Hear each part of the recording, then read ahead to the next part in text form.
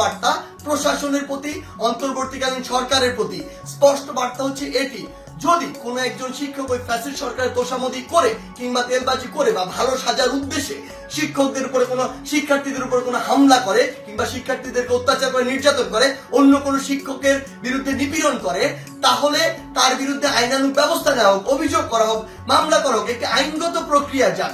কিন্তু কেউ যদি এভাবে আইন নিজের হাতে তুলে নেয়, কাউকে যদি বাধ্য করে, আমি প্রশাসনকে এবং অন্তর্বর্তীকালীন সরকারকে আমাদের পক্ষ থেকে অনুরোধ জানাই, ওই সকল শিক্ষার্থীদের পিছনের উদ্দেশ্য কি, কে তাদের এই কলকাঠিটি নাড়ছে, কে তাদেরকে প্রভাবিত করছে, কি উদ্দেশ্যে প্রভাবিত করছে, এটি আপনারা তদন্ত করে ব্যবস্থা করুন। প্রয়োজন হলে ওই যে শিক্ষার্থী, যারা অল্প কিছু শিক্ষার্থী এটি করছে, সকলে কিন্তু এটি করছে না। আমরা বিভিন্ন বিশ্ববিদ্যালয়ে দেখেছি শিক্ষার্থীরা নিজে আবার ওই সম্মানিত শিক্ষকদেরকে তাদের শপথে ফিরিয়ে নিয়ে আসছে।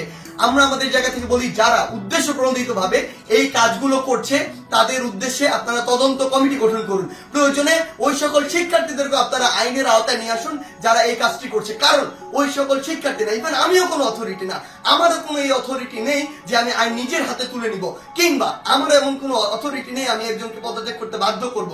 সেই জায়গা থেকে আমাদের স্পষ্ট যেটি বার্তা, সেটি হচ্ছে পুরো বাংলাদেশকে আমরা যদি এগিয়ে নিয়ে যেতে চাই, তাহলে এই শিক্ষার একটি সুষ্ঠু পরিবেশ থাকবে।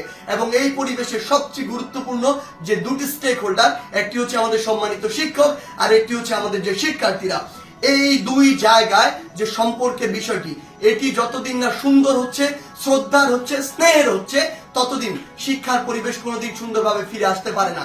তাই আমরা আমাদের জায়গা থেকে আমাদের এই শিক্ষকদের এভাবে বাধ্য করে কোন একটি নিয়মতান্ত্রিক প্রক্রিয়া না গিয়ে বাধ্য করে পদত্যাগ করানোর যে প্রক্রিয়াটি, এই প্রক্রিয়াটিকে আমরা কখনো সমর্থন জানাই না।